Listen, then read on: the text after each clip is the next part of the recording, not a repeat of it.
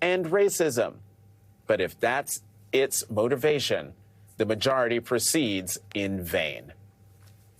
Joining us now, Neil Katyal, former acting Solicitor General of the United States, who's argued 50 cases before the Supreme Court. He's also an MSNBC legal analyst and host of the podcast Courtside with Neil Katyal. Neil, thank you very much for being here.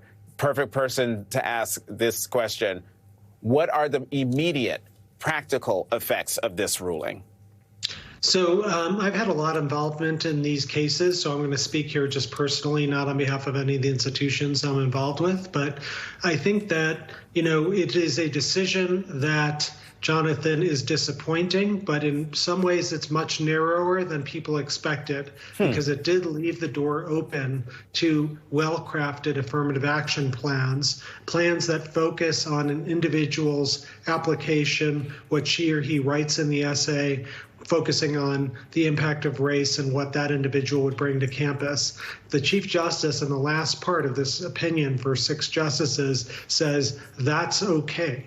And so given that, I do think that universities going forward have a way to comply with the decision and yet still have an affirmative action program and not something like the blanket bans that happened in Michigan and California. Okay.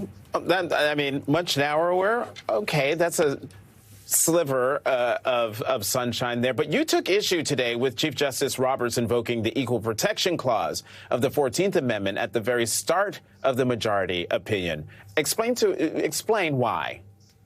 Yeah, so the Equal Protection Clause only binds state actors, as does almost every provision in the Constitution. It binds governments, not private companies, not private institutions. The Chief Justice's opinion began by saying Harvard, which is a private institution, violated the Equal Protection Clause. Legally, that's just impossible. Now, it is true that Congress has a law, Title VI, that makes universities that take federal funds subject to constitutional